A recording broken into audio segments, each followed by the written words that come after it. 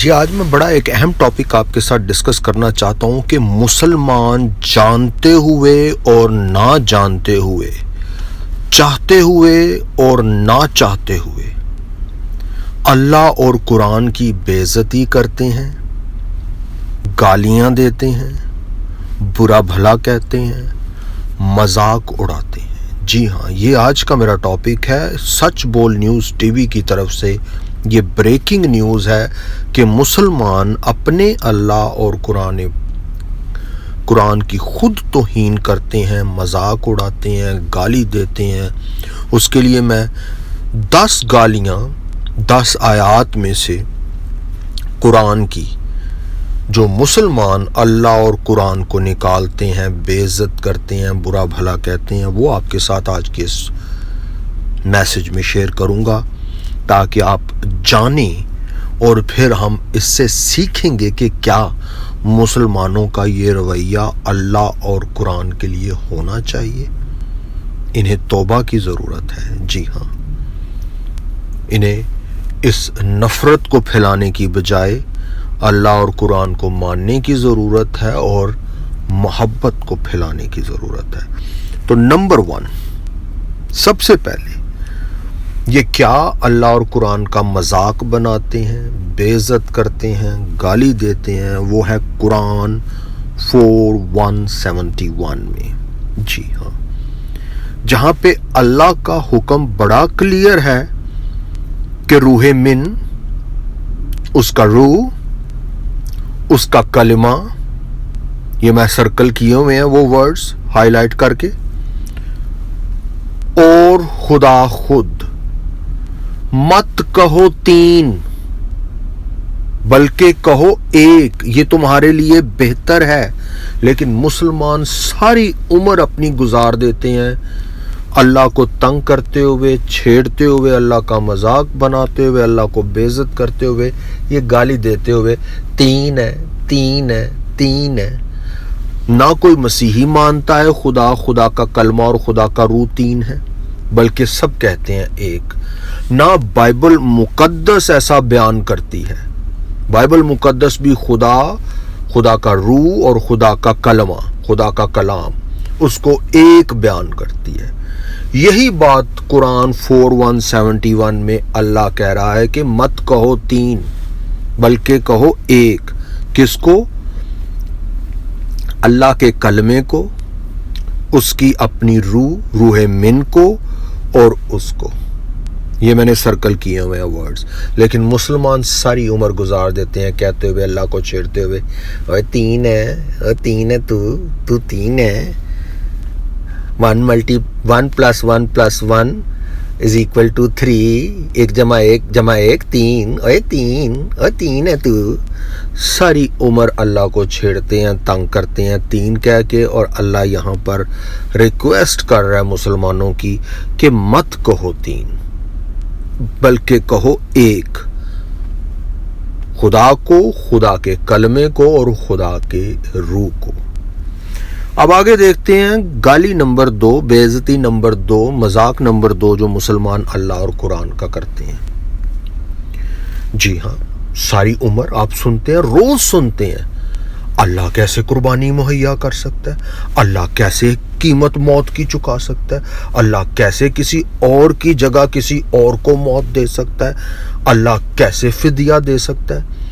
ساری عمر مسلمان یہ بات کرتے کرتے تھکتے نہیں ہیں، اور یہ اس میں اللہ کے خلاف، قرآن کے خلاف بول رہے ہوتے ہیں، اللہ کو جھوٹا اور قرآن 37:107 کو جھوٹا بنا رہے ہوتے ہیں، یعنی اللہ اور قرآن کی بے عزتی کر رہے ہوتے ہیں، جبکہ اللہ اور قرآن کا حکم اور تعلیم ہے کہ وہ موت کی قیمت ادا کرتے ہیں ایک عظیم قربانی سے، موت کا فدیہ دیتے ہیں، موت کا کفارہ دیتے ہیں ایک عظیم قربانی سے۔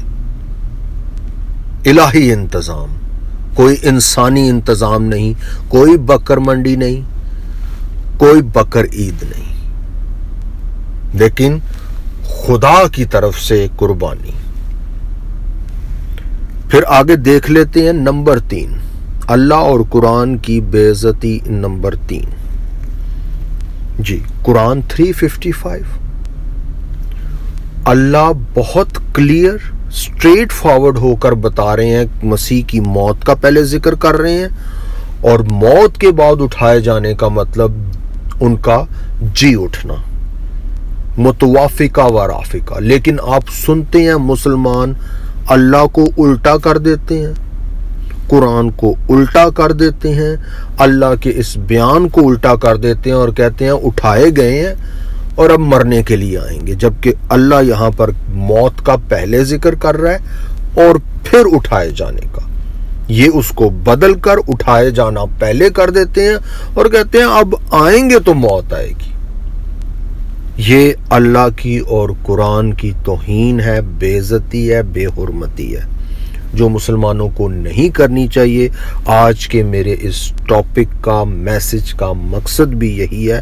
اور آپ یہ دیکھیں کہ ساتھ ہی آگے لکھا ہوا ہے کہ جو مسیح پر ایمان لا کر اس کو فالو کرتے ہیں وہ سب پر دوسروں پر غالب رہیں گے، کہ یعنی مسیح جو بنی اسرائیل کے لیے ایک نشان بن کر آئے، اب وہ نشان سب قوموں کے لیے قیامت تک کے لیے اوپن ہو رہا ہے، اور جو ایمان لے آئیں گے ان پر وہ فاتح ہیں، وہ غالب ہیں سب پر۔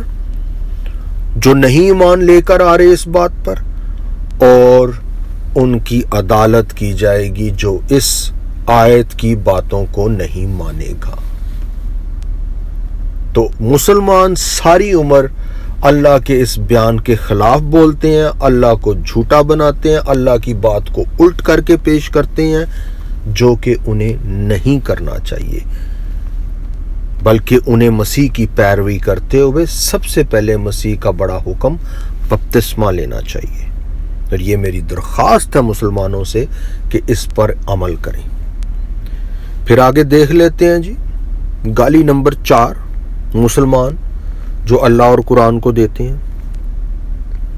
جی ہاں، قرآن 4:157 میں یہاں پر یہودیوں کے شک اور شبے کا ذکر ہو رہا ہے کہ وہ یہ سمجھ رہے ہیں کہ وہ مسیح کو مصلوب کر رہے ہیں، وہ مسیح کا قتل کر رہے ہیں، جبکہ حقیقت یہ ہے کہ یہ الہی انتظام ہے، خدا کا انتظام ہے، اور یہ کفارہ اور فدیہ کی موت ہے، قربانی کی موت ہے، جیسا ہم نے پچھلی آیات میں ابھی دیکھا بھی ہے، قرآن 37:107 میں، قرآن 355 میں، اور قرآن 19:33 میں مسیح خود اپنی موت اور جی اٹھنے کا ذکر کر رہے ہیں۔ قرآن 43:61 میں مسیح کو قیامت کی نشانی علم بیان کیا گیا ہے، جس کا مطلب کہ وہ مردوں میں سے جی اٹھے اور قیامت کا نشان ہے، علم ہے۔ اور پھر اسی طرح ہی اس آیت میں قرآن 4:157 میں نہیں لکھا ہوا کہ ان کو موت نہیں آئی، بلکہ ان کے اٹھائے جانے کا ذکر جو میں نے آیات بیان کی ہیں ان کی روشنی میں قرآن کا سارا کانٹیکسٹ مجموعی طور پر سامنے رکھتے ہوئے اس صلیبی موت کے بعد ان کا اٹھایا جانا ثابت ہوتا ہے۔ تو یہودی جو کہہ رہے ہیں کہ انہوں نے قتل کیا، انہوں نے مصلوب کیا، اور قرآن 4:157 کہہ رہا ہے کہ نہیں، انہوں نے نہیں کیا مصلوب، انہوں نے نہیں کیا قتل، بلکہ یہ الہی انتظام ہے کفارے کی موت کا۔ اور مسلمان ٹرانسلیشنز میں لکھتے ہیں اور بریکٹس میں لکھتے ہیں، اللہ اور اللہ کے کلام کو بدلنے کی کوشش کرتے ہیں کہ جی ان کی جگہ پر، مسیح کی جگہ پر کوئی اور انسان متبادل کے طور پہ دیا گیا، سبسٹیٹیوٹ کے طور پر۔ لیکن حقیقت یہ ہے کہ الہی انتظام یہ ہے کہ تمام انسانوں کی جگہ پر مسیح کو کفارے اور قربانی کے طور پہ دیا گیا تاکہ ہمیشہ کی موت سے سب بچ سکیں۔ تو یہاں پر بھی قرآن 4:157 میں مسلمان غلط ٹرانسلیشنز اور بریکٹ میں ورڈز لکھ کر اللہ اور قرآن کی تعلیم کو، حکم کو اور بیان کو بدل دیتے ہیں، مسخ کر دیتے ہیں، بے حرمتی اور توہین کر دیتے ہیں۔ پھر آگے دیکھ لیتے ہیں جی، बेइज्जती नंबर 5 जो मुसलमान अल्लाह और कुरान की करते हैं। जी, आप रोज सुनते हैं कि मुसलमान इसराइल को गाली निकालते हैं, बनी इसराइल को गाली निकालते हैं, जबकि अल्लाह और कुरान का हुक्म चैप्टर 1 वर्स 6 और 7 में है कि तुम तो दुआ भी ये मांगो कि तुम उन जैसे हो जाओ, क्योंकि मेरा सारा इनाम, मेरा सारा फजल, मेरी सारे जो इनाम व इकराम है उनके लिए है, सारी नेमतें उनके लिए हैं। तो बनी इसराइल के लिए सारी नेमतें हैं। और बनी इसराइल कौन है? बनी इसराइल मैं हूं, मसीही बनी इसराइल है हकीकी तौर पर, क्योंकि मसीह ने बनी इसराइल के लिए निशान बन के आकर सबके लिए मुतवाफिका व राफिका, कुरान 355 के बाद सबके लिए रास्ता खोल दिया। इसलिए हुक्म आया कि उसको जो मसीह को फॉलो करेगा क़यामत तक गालिब रहेगा।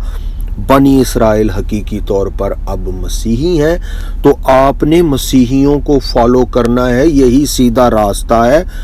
उन्हीं के पास सारे इनाम व इकराम, नेमतें और बरकतें हैं, और आपने उन जैसा बनना है, कुरान ये कह रहा है। और आप सारी उम्र उनके खिलाफ बोलते हुए, इसराइल को गालियां देते हुए गुजार देते हैं, जो दर हकीकत आप अल्लाह और कुरान को गालियां दे रहे होते हैं। जी आगे, गाली नंबर 6 जो मुसलमान अल्लाह और कुरान को निकालते हैं।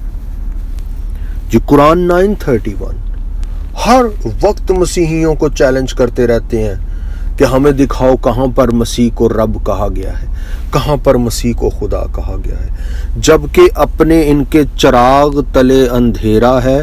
और ये अल्लाह को और कुरान 9:31 को झूठा साबित करने की कोशिश करते रहते हैं।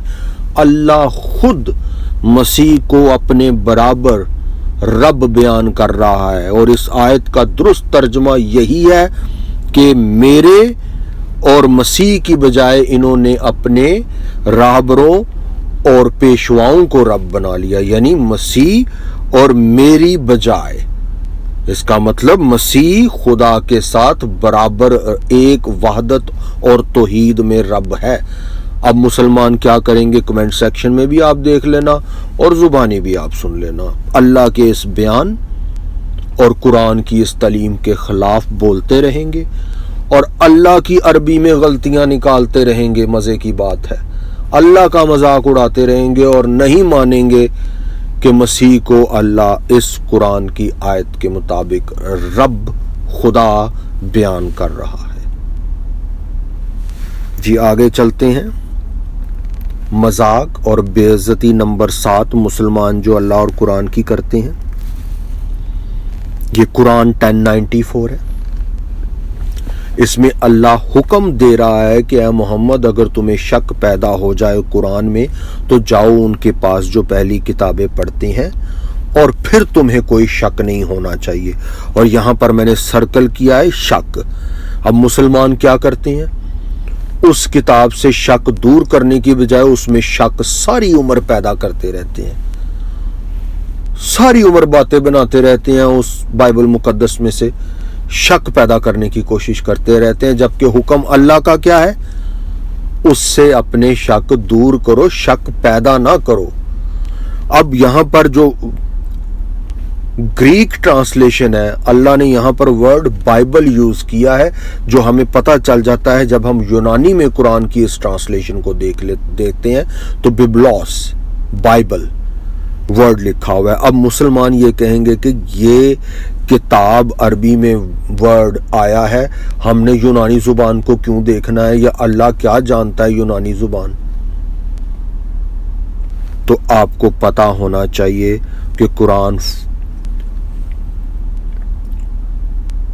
546 और 547 इसमें अल्लाह जो वर्ड यूज कर रहा है इस किताब के लिए वो अंजील है, जो यूनानी जुबान का लफ्ज़ है। इसका मतलब अल्लाह यूनानी जुबान की बाइबल और यूनानी जुबान की अंजील का जिक्र कर रहा है।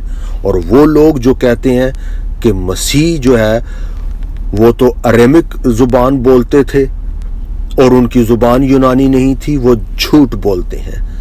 مسیح اریمک زبان بھی جانتے تھے، یونانی زبان بھی جانتے تھے اور عبرانی زبان بھی جانتے تھے، اور وہ آپ کے اور میرے دلوں کا حال بھی جانتے ہیں، یعنی وہ ہر ایک زبان بول اور سمجھ سکتے ہیں۔ یہ ان کی قدرت ہے خدا کا کلمہ ہوتے ہوئے۔ تو یہاں پر جب مسلمان یہ کہتے ہیں کہ انجیل اصل یونانی میں ہے، تو اس کا ثبوت اللہ خود دے رہا ہے، یونانی لفظ انجیل کا استعمال کر کے، کوئی عربی کا لفظ نہیں استعمال یہاں پر ہو رہا۔ اس کا مطلب اللہ جو یونانی انجیل ہے، گریک زبان کی انجیل ہے، گریک زبان کے مینوسکرپٹس ہیں انجیل کے، ان سب سے آپ کو شک دور کرنے کی بات کر رہا ہے، اور مسلمان ساری عمر اس انجیل کے خلاف بولنے میں لگ جاتے ہیں، اور در حقیقت وہ اللہ اور قرآن ان کو جھوٹا بنا رہے ہوتے ہیں اور ان کو گالی دے رہے ہوتے ہیں۔ پھر آگے نمبر 8، 8ویں نمبر پر مسلمان جو بے عزتی اللہ اور قرآن کی کرتے ہیں، جانتے ہوئے نہ جانتے ہوئے، چاہتے ہوئے نہ چاہتے ہوئے، وہ یہ ہے کہ اللہ بڑے فخر سے بتا رہے ہیں کہ محمد کے پاس گناہ کرنے کا لائسنس ہے، کیونکہ میں نے اس کے گناہ اب کے، پہلے کے اور آئندہ ہونے والے سب گناہ معاف کر دیے ہیں۔ اب اللہ فخر سے یہ بیان کر رہے ہیں کہ محمد کے پاس لائسنس ہے گناہ کا، سب گناہ اس کے معاف جو آئندہ بھی کریں گے۔ تو اب مسلمان آگے سے کیا کرتے ہیں؟ مسلمانوں کا آگے سے جواب یہ ہوتا ہے کہ اگر کسی نے محمد کے گناہوں کی بات کی تو بس اس کا سر ڈین ڈین ڈین۔ تو یہ ان کی گالی، یہ ان کی بے عزتی اللہ اور قرآن کے خلاف ہوتی ہے اور کسی کے خلاف نہیں۔ مسلمانوں کو تو بڑے فخر سے محمد کے گناہوں کا ذکر کرنا چاہیے اور ساتھ یہ بتانا چاہیے ان کے پاس گناہ کا لائسنس ہے اور اللہ نے ان کے یہ سارے گناہ معاف کر دیے ہوئے ہیں، یہ گناہ یہ گناہ یہ گناہ۔ بڑے فخر سے محمد کے گناہوں کا ذکر کرنا چاہیے قرآن کی اس آیت کے مطابق، لیکن مسلمان حضرت محمد کے گناہ کی کوئی بات کرتا ہے تو اس کو فوری طور پر وہ دھمکیاں دیتے ہیں، بے عزت کرتے ہیں، گالیاں دیتے ہیں، ڈراتے ہیں، دھمکاتے ہیں۔ یہ سب دھمکیاں وہ اللہ اور قرآن 48:2 کو دے رہے ہوتے ہیں۔ پھر آگے دیکھ لیتے ہیں بے عزتی اور گالی نمبر 9 مسلمان جو اللہ اور قرآن کو نکالتے ہیں، وہ یہ ہے کہ اللہ کہہ رہا ہے کہ محمد تمام مسلمان مرد اور عورت ان کے بھی جو گناہ ہیں اس کی ذمہ داری بھی تجھ پر ہے، وہ تیرے کندھوں پر ہے اور تو نے ان کی معافی مانگنی ہے۔ یعنی اس کا مطلب یہ ہے کہ علی رضا اسلامک اویکننگ والے اگر زنا کرتے ہیں تو اس کی معافی محمد نے مانگنی ہے، اگر وہ بدکاری کرتے ہیں تو اس کی معافی محمد نے مانگنی ہے، اگر اسلامک اویکننگ والے کوئی غلطی کرتے ہیں تو اس کی معافی محمد نے مانگنی ہے، اگر اسلامک اویکننگ والے کوئی لعنتی کام کرتے ہیں تو وہ لعنت حضرت محمد کی ذمہ داری اور حضرت محمد کے کندھوں پر ڈل جائے گی، اس لعنت کی حضرت محمد معافی مانگیں گے۔ اگر اسلامک اویکننگ والے جعلی قرآن بناتے ہیں تو اس جعلی قرآن کی معافی حضرت محمد نے مانگنی ہے، اگر اسلامک اویکننگ والے جعلی قرآن کھول کے نہیں دکھاتے تو اس کی معافی بھی حضرت محمد نے مانگنی ہے۔ یہ قرآن 47:19 کے مطابق ہے، اور مسلمان ساری عمر کہتے رہتے ہیں کیسے ہماری لعنتیں محمد پر پڑ سکتی ہیں، جبکہ اللہ تو ڈال رہا ہے ہمارے گناہ، کیسے کوئی اور ان کی معافی مانگ سکتا ہے؟ یہاں پر حضرت محمد مانگ رہے ہیں، حضرت محمد کو حکم دیا جا رہا ہے کہ وہ مانگیں۔ تو یہ مسلمانوں کا حال ہے، اپنے ہی اللہ اور اپنے ہی قرآن اس کے خلاف بولتے ہیں، مذاق اڑاتے ہیں، چھیڑ چھاڑ کرتے ہیں اور طنز کرتے ہیں، یہاں تک کہ گالی دیتے ہیں۔ آخر میں ہم دیکھتے ہیں 10ویں نمبر پر مسلمان اللہ اور قرآن کی کیا انسلٹ کرتے ہیں، وہ یہ ہے کہ قرآن میں ایک واحد شخصیت ہے مسیح کی ذات، جس کو بے گناہ लाखता, पाक, पकीज़ा, होली, सिनलेस बयान किया गया है कुरान 19:19 में। और क्यों ना हो मसीह पाक और बेगुनाह, क्योंकि ना उनको शैतान छू सका उनकी पैदाइश के वक्त, और उनकी वजह से ना मरियम के बतन को छू सका शैतान। और कैसे वो शैतान छू सकता था खुदा के कलमे को, कैसे शैतान छू सकता था खुदा के अपने रूह को। तो मुसलमान क्या करते हैं, मुसलमान इस बात को भी नहीं मानते। कुरान 19:19 को सारी उम्र मसीह की पैदाइश से लेके मसीह की शख्सियत को कम करके पेश करने की कोशिश करते हैं। मसीह की अजमत, मसीह की कुदरत, मसीह का जलाल, मसीह की हशमत, उसको कम से कम करके बयान करने की कोशिश करते हैं। ये भी वो अल्लाह और कुरान को ही बेइज्जत कर रहे होते हैं, क्योंकि अल्लाह और कुरान मसीह की अजमत, हशमत, बुजुर्गी, जलाल, पाक होना, बेऐब होना उसको बयान करती है। तो आखिर में मैं मुसलमान बहन भाइयों आपसे यही कहूँगा, नफ़रत को छोड़ दो, गाली गलोच को छोड़ दो, बेइज्जती करना अल्लाह और कुरान की छोड़ दो, और हमारी मानते हो या नहीं मानते, कम से कम अल्लाह और कुरान की तो मानो। उसके लिए खुदावंद आपको बरकत दे। सच्चाई को कबूल करने में देर नहीं करनी चाहिए। कमेंट सेक्शन में कोई मुसलमान बहन भाई लिख सकता है कि आज वो मसीह को अपना खुदावंद और निजात दहिंदा कबूल कर रहा है। आमीन।